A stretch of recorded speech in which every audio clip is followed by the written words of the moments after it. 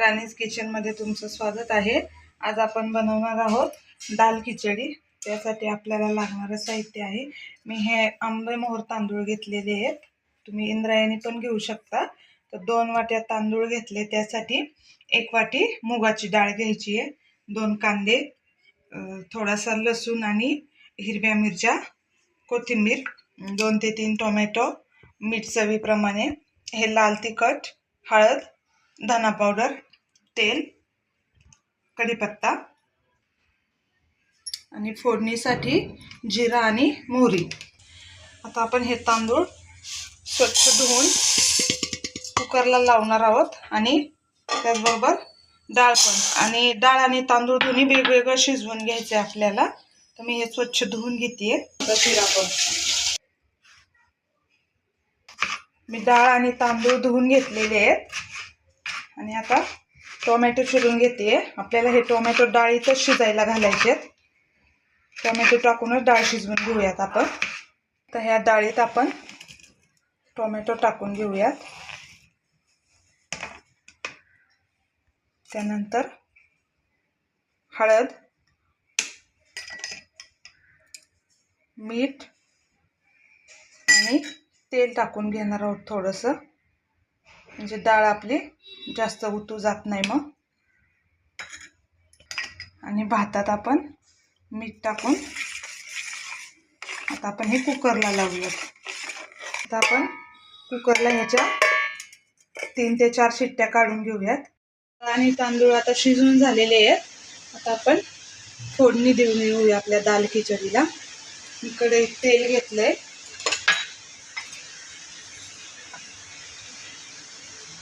तर मी तेलात टाकते जिरी मोहरी, त्यानंतर कढीपत्ता आणि कांदा घेतला आणि बारीक चिरून। कांदा आपल्याला चांगला लाल करून घ्यायचा आहे।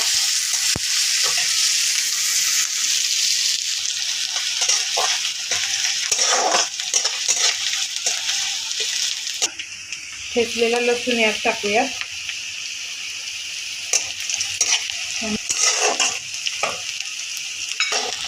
लसूण आणि हिरवी मिरची थोडीशी परतली की मग आपण त्यात टाकून घेऊ धना पावडर, हळद आणि लाल तिखट।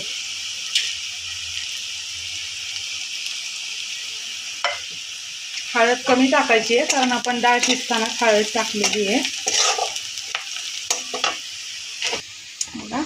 आता ही डाळ आपण थोडीशी घोटून घेऊयात।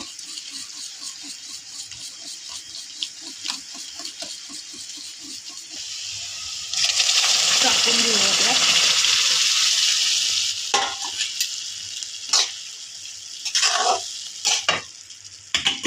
बघा, भात असा चमच्याने मोकळा करून घ्यायचा आहे आणि आपण आता ह्या डाळीत तो भात टाकून घेऊयात।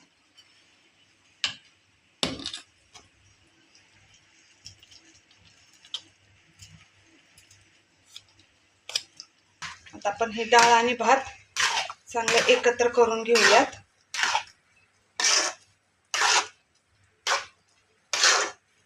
आता मी ह्या भातात थोडंसं पाणी टाकून घेते, कारण हा भात थंड झाला ना की एकदम घट्ट होतो, म्हणून त्यात थोडंसं पाणी टाकून घ्यायचं।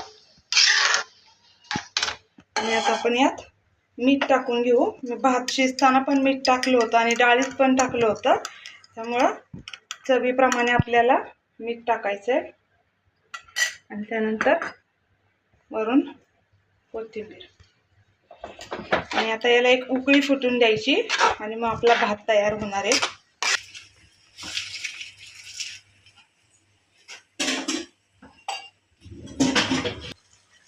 बघा, आपल्या भाताला आणि डाळीला चांगली उकळी आलेली आहे। आता आपलं दाल खिचडी तयार आहे।